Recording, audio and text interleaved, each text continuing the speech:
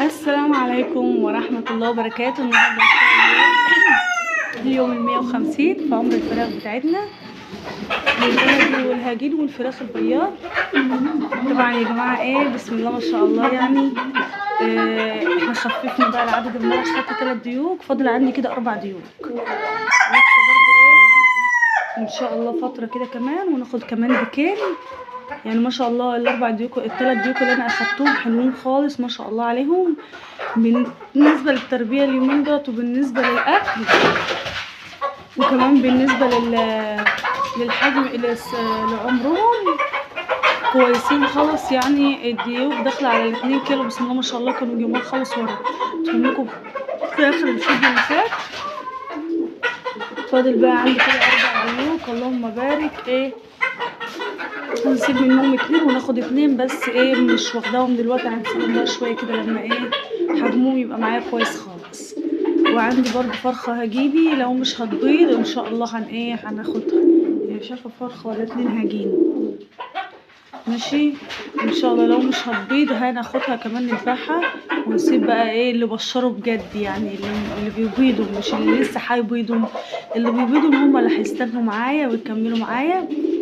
وبعد كده ان شاء الله بقى نبقى نشوف هنعمل نجيب لهم اصدقاء تانيين كده شويه حاجات معاهم ان شاء الله على خير يعني. اللهم بارك. الديك ده ماشي بجنبي كده ليه؟ الديك ده ماشي بجنبي، اكيد في حاجه انت هتذبح.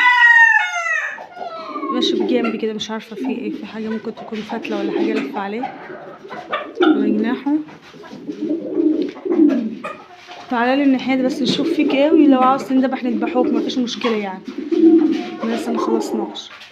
اللهم بارك. انا حاطه لهم بقى النهارده عيش دشاق،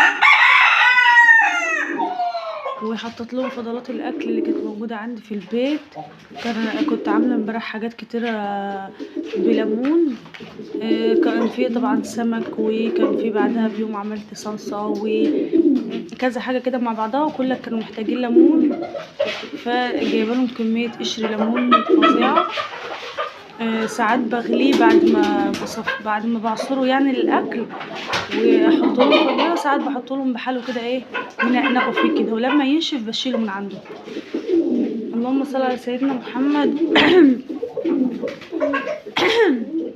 الحمد لله بقى لما العدد خف شويه كده، اعتقد ان هم حاسه ان هم فايقين كده، لان انا خدت الديوك الكبيره اللي كانت بتعكسهم في الاكل وبتشد منهم الاكل والحاجات دي كلها.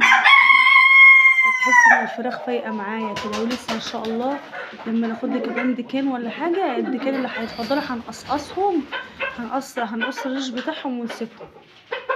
فاضل معايا 1 2 4 ديوك و2 4 8. فاضل معايا 8 برابر ونسيبهم ان شاء الله. يمكن ربنا يرزقني كده ويبيضهم ماشي. اللي هيتم بيبيض معايا هيبقى ماشي، واللي مش هيبيض خلاص. يعني انا امبارح الفراخ الجديده فيهم فراخ بيض، الفراخ الجديده غير اللي كانت بتبيض ماشي. كنت عارفه من قبلها بفتره كده كان وشها احمر خالص، وفضلت متابعاها كل يوم نشوف عليها بيض ولا لا، لحد ما بفضل الله باضت ماشي. والحمد لله يعني برضه انا ماشيه معاهم بخطوات كويسه جدا. نعمل معاهم رجل، نقطع لهم رجل، نقطع لهم خضار، مش سايباهم يعني. انا مهتميه بيهم خالص اليومين دول يا جماعه في الاكل، علشان خاطر نلاقي انتاج في البيض. طبعا احنا كلنا عارفين ان البيض لما بيغلى في السوق الفراخ كلها بتبقى بتغير ريش. مش عارفه صراحه يعني بتبقى صدفه ولا هو عندي بس ولا كده. البيض اليومين دولت رخص، عشان كده تلاقي الفراخ عماله كده ما شاء الله يعني. اللي بيوسع معاكي واللي وشه بيحمر واللي بيبشر، تلاقي الدنيا ماشيه معاكي.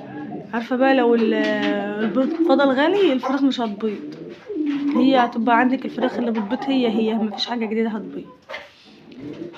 طبعا بالنسبه لي ان انا فراخ عندي تبيض قبل ال5 شهور ديت كانت من رابع المستحيلات، بس انا مشيت على الخطوات كويس الحمد لله. وكنت بصور لكم يوم بيوم بقول لكم انا بعمل احنا كلنا عارفين ان احنا من اول 40 يوم كنا بنوكل دشيش عشان ما نربيش لحوم كتير، ما نربيش دهون ويليسوا معانا.